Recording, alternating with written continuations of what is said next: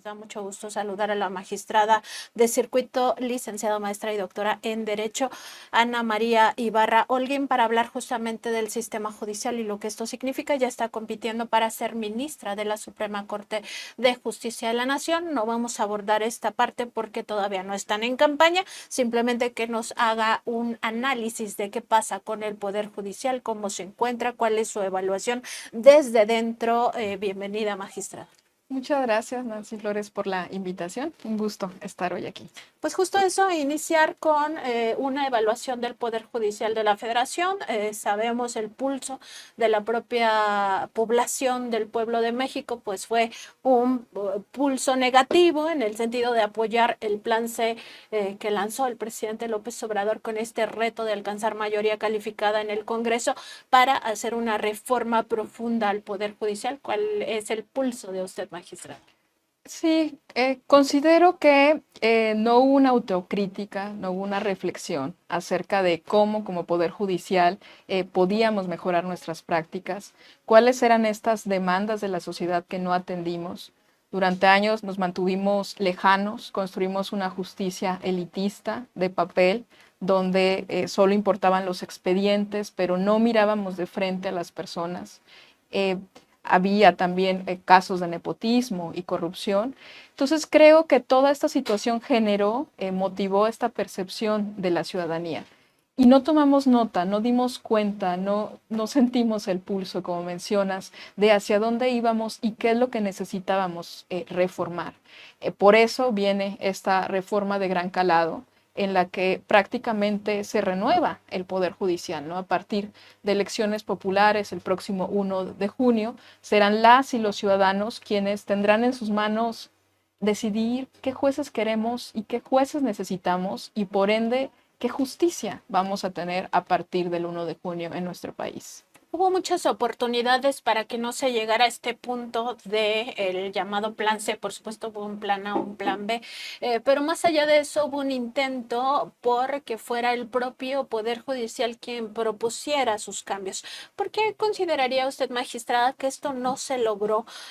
¿Por qué no tuvo respaldo el ministro Saldívar en todo este esfuerzo que hizo en un primer momento por tratar de reformar al propio Poder Judicial? ¿Por qué hubo una resistencia de, sobre todo, una cúpula encabezada por ministros y ministras, pero que también teje redes hacia los tribunales, hacia los propios juzgados? No solo se explica, por supuesto, por los actos de corrupción y por el propio nepotismo, que son familias enquistadas dentro del Poder Judicial, va más allá, es mucho más profundo. ¿Por qué no quisieron ser ellos mismos los que nos propusieran al pueblo de México un sistema que realmente diera justicia? Creo que hubo cerrazón política, falta de diálogo, falta de autorreflexión, como refería, el no ver nuestros propios errores. Cuando se nos señaló qué era lo que había que remediar en casa, advertimos más bien los errores del vecino, ¿no? El decir, las fiscalías están peor, los poderes judiciales locales están peor.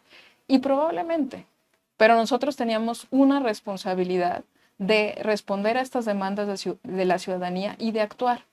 No obstante eso, pues nos encumbramos en nuestra posición de magistrados, de jueces, y a partir de las facultades que también nos da la ley y la Constitución, pues empezamos en una confrontación innecesaria, indebida. Nosotros como juzgadores lo que tenemos que hacer es resolver los casos que se nos presentan con total imparcialidad y no obstante eso salimos a confrontarnos, a utilizar la justicia como medio de confrontación con otros poderes más que dedicarnos a hacer estrictamente nuestra labor que es judicial y que es pues de revisar y estudiar en los casos adecuadamente. ¿Y cómo se pudiera tener ahora sí, a partir de esta elección o esta democratización del Poder Judicial, pues sí, jueces, magistrados y ministros que realmente respondan a este sentido de justicia, que no se crean el contrapeso, ¿no? Que tanto dijeron, pero en realidad era un contrapeso al pueblo de México? O sea, ni siquiera es que estuvieran haciendo una aplicación estricta del derecho o de las leyes, de las normas, sino más bien extralimitándose en muchos de los casos. ¿Cómo podríamos llegar a ese otro estadio donde ahora sí tengamos justicia? Sí, los jueces y las juezas encontramos en la Constitución la fuente de nuestra legitimidad, pero también el límite de nuestra función. Y en esta labor es un ejercicio muy delicado entre saber cómo avanzar hacia proteger los derechos humanos, pero también respetando o avanzando estos derechos en conjunto con los otros dos poderes del Estado. Ahora se presenta la oportunidad y la responsabilidad histórica para las y los ciudadanos de elegir quiénes serán sus próximos jueces y juezas. Entonces, está en manos del ciudadano la justicia de México. Creo que podemos llevar a buen puerto esta reforma si reflexionamos sobre qué jueces queremos y qué jueces necesitamos. ¿A quiénes vemos en la Suprema Corte de la Justicia de la Nación?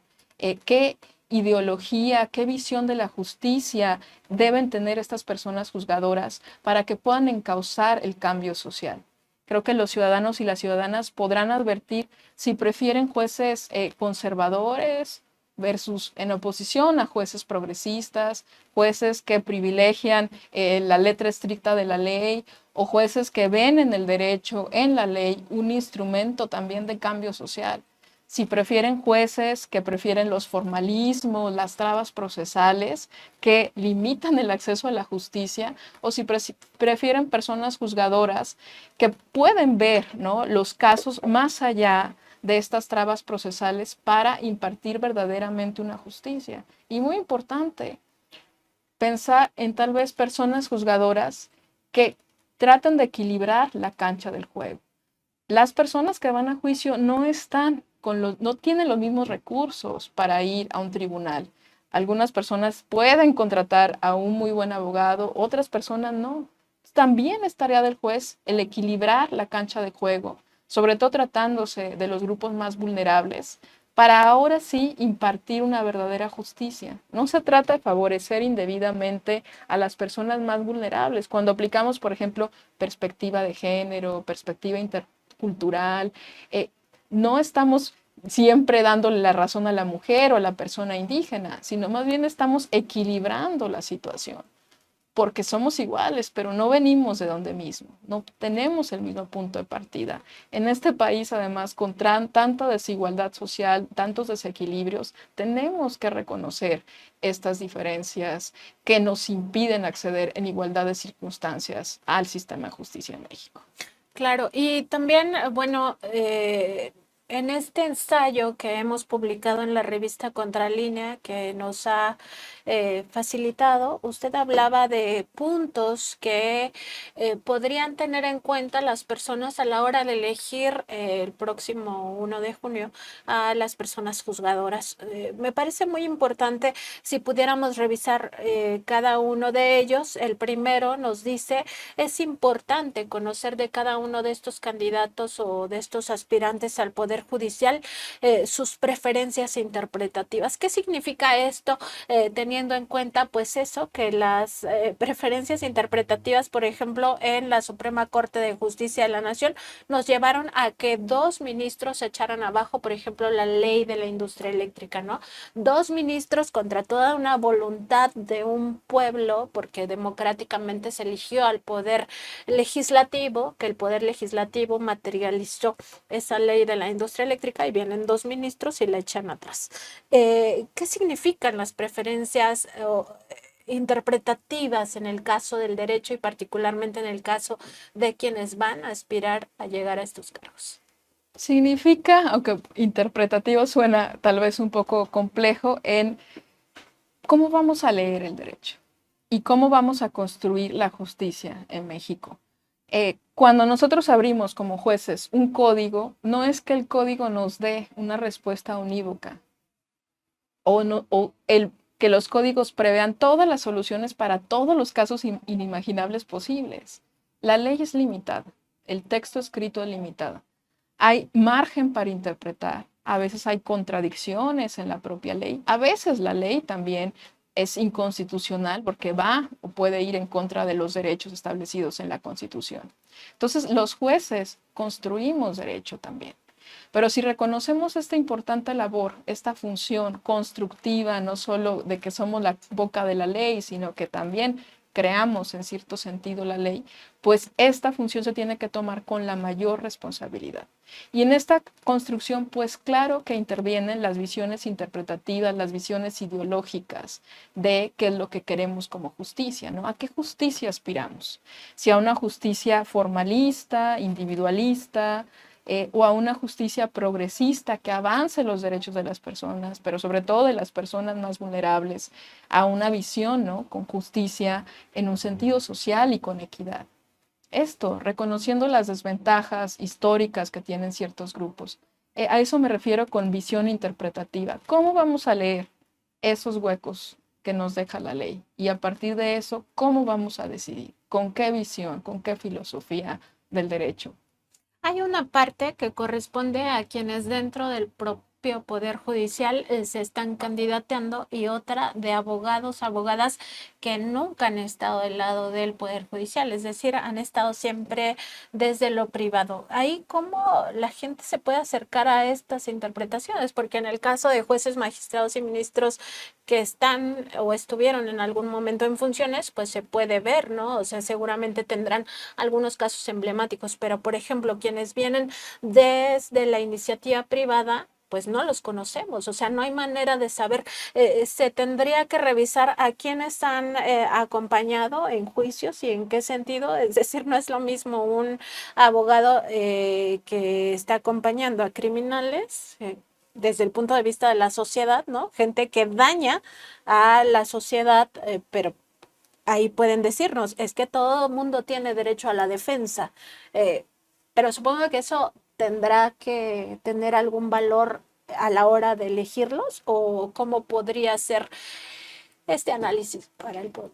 Creo que es responsabilidad de los postulantes el presentar su perfil. Como dices, en el caso de los juzgadores en funciones, pueden revisar nuestras sentencias. Las sentencias hablan por nosotros mismos. En mi caso, ahí están todos los presentes que ha avanzado en materia de derechos humanos. Pero las personas, por ejemplo, litigantes o que vienen de la sociedad civil o luchadores también sociales, ¿no?, de ONGs, pues podrían hacer este ejercicio de presentar públicamente quiénes son, qué valores aspiran, qué justicia quieren construir. Además, pues también demostrar las cualidades técnicas y profesionales que también son muy necesarias en el ejercicio de esta labor como juzgadores. Claro, otro punto que nos menciona también tiene que ver con la posición que se toma ante el precedente judicial. Todos estos conceptos quizá nos parezcan muy abstractos porque además el Poder Judicial y todo lo que tiene que ver con el derecho, como que lo teníamos ahí relegado, ¿no? Como no era parte de nuestra democracia, no era parte de nuestra vida cotidiana, salvo que tuviéramos alguna situación, ¿no? Desde un divorcio, un pleito de custodia, algún tipo de circunstancia con nuestros bienes materiales, algún pleito quizá entre vecinos o ya cosas mucho más fuertes como por ejemplo ser víctimas de delito, etcétera. Teníamos que acercarnos al mundo judicial o al mundo del sistema judicial.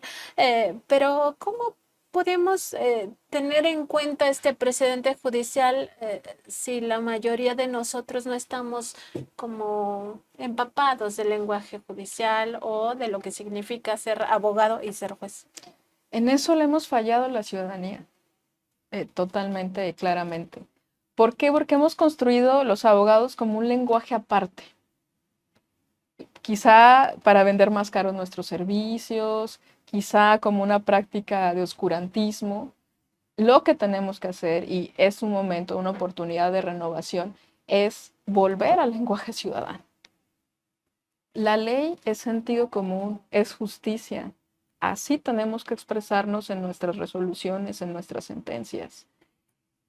Y cuando hablamos de precedente judicial, a lo que nos referimos, claro, hay conceptos jurídicos, pero los podemos explicar en palabras llanas.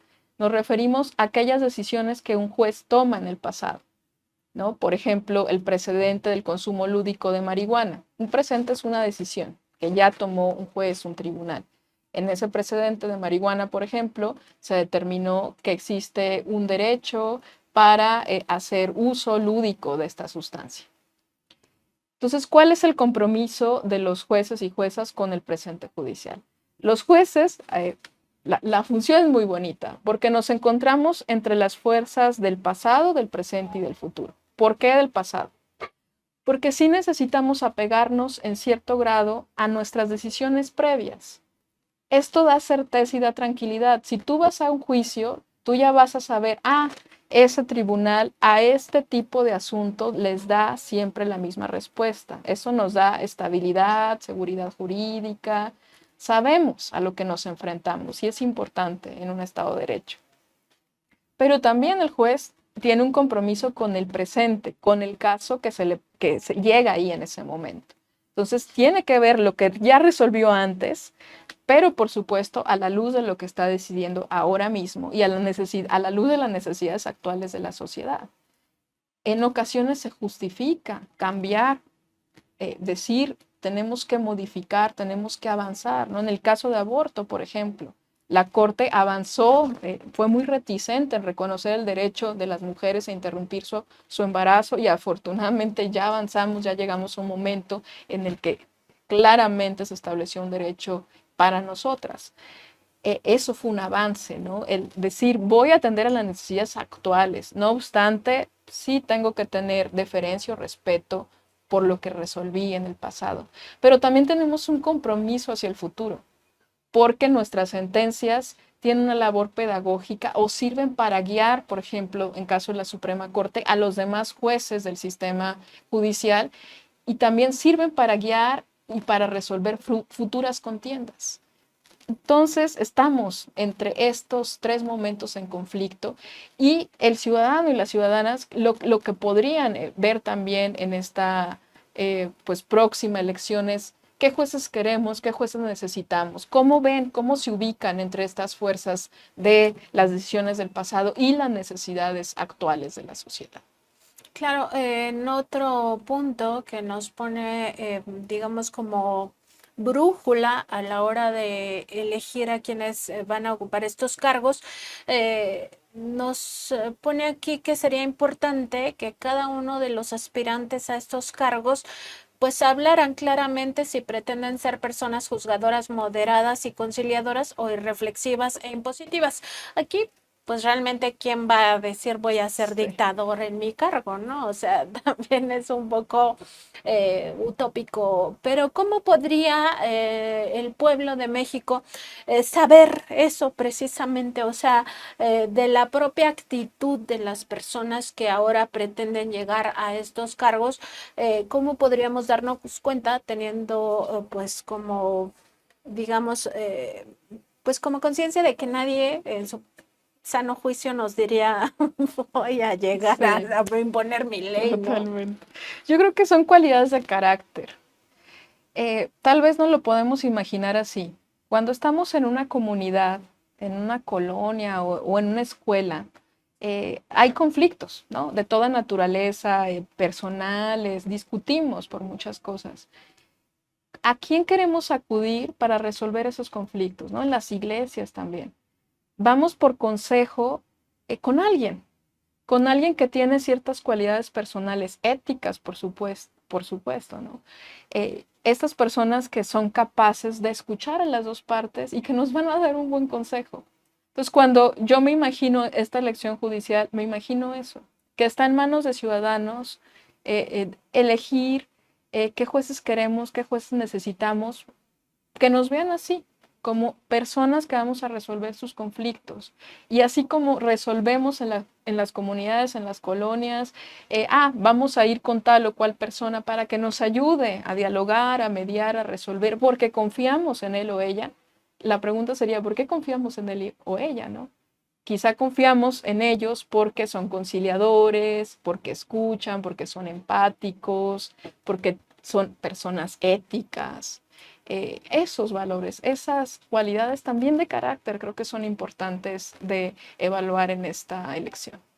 Y como cuarto punto nos pone su postura ante la judicialización de las políticas del Estado. Últimamente hemos tenido esto mucho en el radar, el pueblo de México en general, por todo lo que significó el sexenio del presidente López Obrador, cómo se judicializó prácticamente toda política pública, se llevó a juicios de amparo, se llevó pues desde la IFA al Dos Bocas, prácticamente todo programa y proyecto que tenía que ver con el proyecto de nación del presidente se intentó judicializar ahí. ¿Cuál es el radar que tendría que tener la gente? Pues primero nosotros como jueces tendríamos que entender que no podemos ni debemos ser partidistas y que no podemos privilegiar nuestras visiones políticas sobre los derechos y las decisiones democráticas. Como decía, en la Constitución encontramos la fuente de nuestra legitimidad, pero también el límite de nuestra función. Y que no podemos utilizar el derecho como instrumento de oposición. El derecho es un instrumento y debe ser un instrumento para la protección de los derechos. En ese sentido, necesitamos tener responsabilidad institucional, entender que en este proceso de renovación y cambio debemos ir juntos, los tres poderes, para la protección de los derechos humanos y para encauzar el cambio social. Reconocer nuestras limitantes, dejar de actuar con soberbia, con cerrazón, estar abiertos a otras opciones de cambio y de renovación. Me parece que esto pues, es algo que también podría advertir el ciudadano pues, en el actuar que han tenido algunas de las personas actuales juzgadoras, pero también pues, en lo que dicen o en lo que postulan o proyectan, ¿no? Los próximos y las próximas candidatas. Claro, y también por último nos menciona el tema de la ideología. ¿Cómo podemos saber de qué ideología es cada persona, sobre todo ahora que pues no está tan claro, eh, digamos, o más, menos claro en el caso de quienes vienen de fuera del Poder Judicial, porque no sabemos ni sus sentencias, mucho de su trabajo pues es muy privado, ¿no? O sea, no sabemos cómo han acompañado a víctimas o a victimarios en algunos de los casos. ¿Cómo podemos saber de su ideología? Sí, los postulantes tendrán oportunidad de expresar, ¿no? Estos valores y creo que aquí vale la pena hacer una reflexión sobre este punto, porque siempre se dice, los jueces tienen que ser casi, no tener ideología, ser máquinas. Pero no es cierto. Es totalmente falso. La ideología es parte de quiénes somos, nos hace quiénes somos, nos dicta qué justicia queremos, a qué justicia aspiramos. Y es totalmente legítimo que tengamos una visión de las cosas, una visión ética, una visión moral, una visión ideológica. En otros países se pregunta abiertamente, sobre todo a los postulantes a ministros de la Suprema Corte, frente a estos casos, estos valores, ¿qué ideología sostiene? Si son jueces progresistas, si son jueces conservadores, si son jueces de derecha o de izquierda. Es absolutamente legítimo el presentar estas visiones y creo que es una oportunidad para que pues, en las próximas campañas los postulantes presenten, ¿no? Su visión, su propuesta de la justicia. Esto no es ilegítimo, no es ilegal. Lo que es ilegal es ser partidista. Eso podría mermar la imparcialidad. Pero el tener una visión de la justicia me parece que es responsabilidad, el mostrarlo abiertamente, sin ninguna objeción o limitación. ¿En qué momento se encuentra actualmente el proceso de elección de jueces, magistrados y ministros? Está en marcha. Actualmente hubo 3 comités de evaluación. Yo lo considero como un modelo híbrido porque los ciudadanos y las ciudadanas van a elegir por voto popular quiénes van a ser sus próximos jueces. Pero sí hubo estos comités que están evaluando y depurando las cualidades técnicas. Es como un filtro, digamos, de carácter técnico para demostrar la idoneidad. Ahora mismo están en el proceso de entrevistas en el Poder Ejecutivo y Legislativo y, por desgracia, el Poder Judicial le cerró la puerta a los suyos en el sentido que suspendió en el proceso de elección y determinación de idoneidad en el Poder Judicial. Una lástima porque pues se cierra la oportunidad a quienes acudieron al Poder Judicial pensando que ahí podían ver una oportunidad para participar y para seguir su vocación, porque la mayoría de los que fueron al Poder Judicial pues son miembros del propio Poder Judicial. Yo también acudí al Poder Judicial en mi casa y quería someterme también al escrutinio, al criterio de mis pares para pues que me dijeran, creo que tengo las cualidades para ser propuesta por los 3 comités, pero es mi casa. Y las personas que fueron ahí fueron secretarios, jueces y juezas pensando que desde el Poder Judicial podían también aspirar a continuar con su vocación de servir a la justicia. 3,000 personas afectadas, Tres un mil poco más. personas. También preguntarle cómo se va a elegir el tribunal disciplinario y qué pasa con el tribunal administrativo. El tribunal administrativo prácticamente quedó fuera de este momento. Sí, el Tribunal de Disciplina también será electo popularmente, va a cumplir una función muy importante porque va a verificar debidamente que no haya prácticas de corrupción o nepotismo al interior del Poder Judicial y queda ya desmarcado de la Suprema Corte de Justicia de la Nación. Anteriormente, el Consejo de la Judicatura Federal era presidido por la Corte. Ahora va a ser un órgano aparte que va pues, a supervisar y vigilar. Y mucho se ha criticado la posibilidad de esta vigilancia, pero con criterios claros no se nos va a juzgar por nuestra postura jurídica, que podría ser opinable, sino por actos de corrupción, sino por actos indebidos de acoso de género, acoso laboral, cuestiones que pudieran llevar a una destitución. Y el Tribunal de Disciplina va a ser un órgano aparte que va a fungir como ser el ingeniero, ¿no?, de toda la maquinaria judicial, en lo que también requerimos avanzar muchísimo para mejorar nuestras prácticas, nuestros procesos, agilizar la justicia. También ahí hay una gran responsabilidad y oportunidad. Claro, finalmente, ¿qué podemos esperar de esta democratización del Poder Judicial? Es una oportunidad de participación ciudadana, es una oportunidad de tomar nota de las demandas de la sociedad. Tenemos que responder a estas demandas. La responsabilidad de los postulantes es responder a lo que se criticó, corregirlo, ciudadanizar, hacer más sentencias más claras, sentencias con sentido social, equilibrando la cancha de juego con visión social. Yo lo considero eso, una oportunidad en la que pues, los ministros y las ministras de la futura corte pues, serán quienes con sus criterios y su estándar ético van a poder también encauzar a los demás jueces y juezas de este país. Magistrada, le agradecemos mucho a la magistrada Ana María Ibarra Holguín, magistrada de circuito y también licenciada, maestra y doctora en Derecho por estas reflexiones. Muy buena tarde. No, al contrario, gracias por invitarme.